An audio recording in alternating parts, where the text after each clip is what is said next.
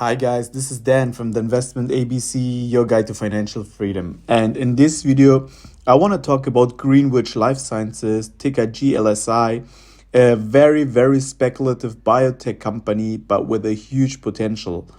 It is on my watch list currently, and I just wanted to share it with you so you can also put it on your watch list and strike at the right moment. The reason why the company is so speculative is that currently it doesn't have any revenue and only one drug in their pipeline. So you can call it the one trick pony. But the drug is in phase 3 clinical trials currently.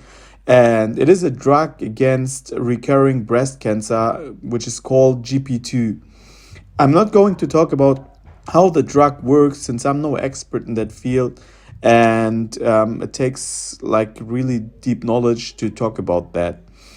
The company currently, like I said, is a one trick pony, but their phase 2B clinical trials for GP2 was very encouraging. So, in that phase 2 clinical trial, 46 patients were treated with the drug, and all these 46 patients remained disease free. So, no recurrence in breast cancer, while in the placebo group of 50 patients, only 89.4% remained disease free. This trial was over a span of 5 years. The company has started their phase 3 clinical trials in February 2022, and their target enrollment is around 500 patients now. They're trying to achieve similar good results like in phase 2 trial.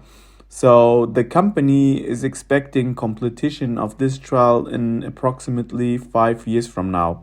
So expect full FDA approval in 2027, which is far away from now. But the company is looking for conditional approval after releasing interim results in maybe around 2024.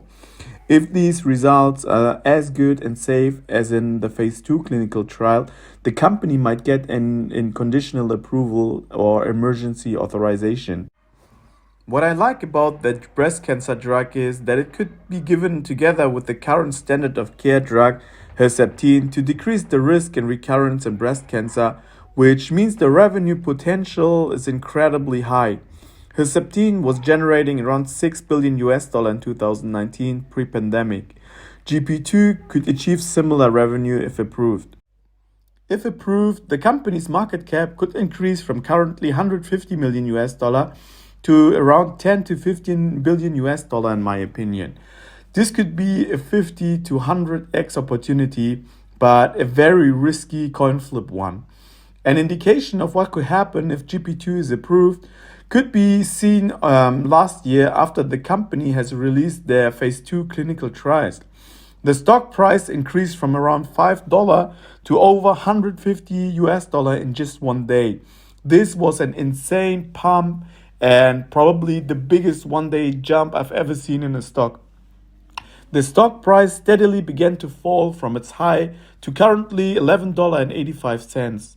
Since we have fallen below the support of around $15.50, I'm expecting the stock to fall further around $6 over the next few weeks, where there is really strong support.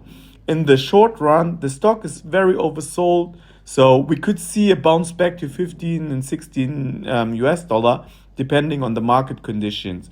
But then I'm expecting the stock price to decline further to $6-7. I will buy a small initial position next week and will increase substantially once we hit $6, which we might do with a very high probability in the coming months due to the lack of catalyst until 2024. That is a long time, and most investors they don't touch the stock and move to something else until the catalysts are like maybe 6 to 12 months away.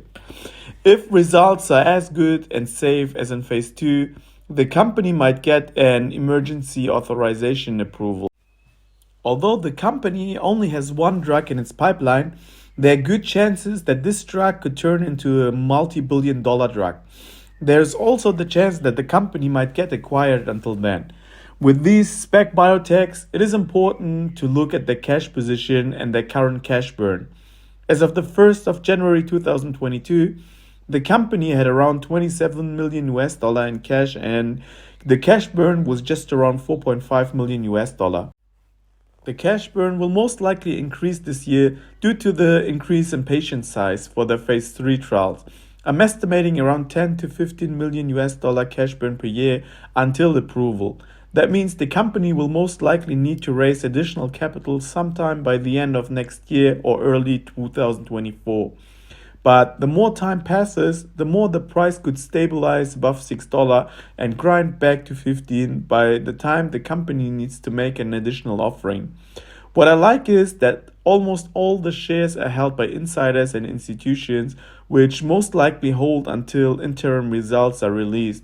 77.64% of shares are held by insiders and 6.25% are held by institutions, of which BlackRock and Vanguard are the biggest holders with 1.84% and 1.16% respectively. I don't think the insiders are selling until FDA decision.